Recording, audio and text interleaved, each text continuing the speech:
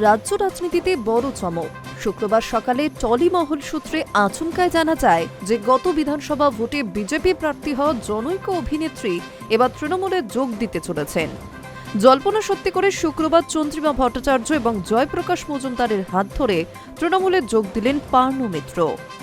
যোগদান প্রক্রিয়া শেষ হওয়ার পর তৃণমূল ভবনে সাংবাদিকদের মুখোমুখি হয়ে অভিনেত্রী জানান, একটা সময় বিজেপিতে যোগ দিয়েছিলাম, যেরকম ভেবেছিলাম বিষয়টা সেভাবে এগোয়নি, তবে ভুল তো মানুষ মাত্রই করে।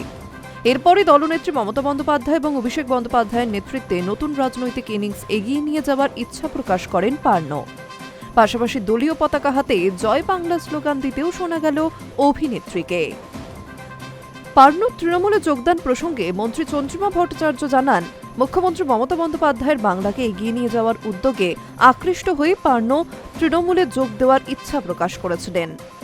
সামনেই ২৬-এর বিধানসভা নির্বাচন, তার প্রাক্কালে তৃণমূলে যোগ দিলেন পার্নো, যা কিনা অভিনেত্রীর প্রার্থী হওয়ার সম্ভাবনা উস্কে দিল বলেই মনে করছে ওয়াকিবহাল মহল।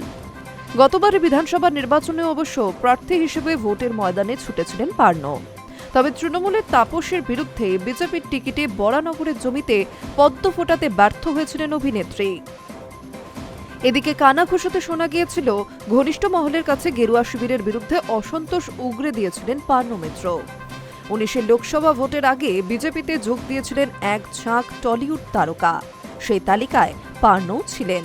তবে ২১-এর বিধানসভা নির্বাচনের পরই যে বিজেপির থেকে দূরত্ব বাড়িয়েছেন অভিনেত্রী, সে খবরও আগেই মিলেছিল। এবার ২৬-এর বিধানসভা ভোটের আগে পার্নো মিত্র তৃণমূলে যোগদান দেওয়ার বিষয়টিকে ইঙ্গিতপূর্ণ বলেই মনে করা হচ্ছে। Hi news network.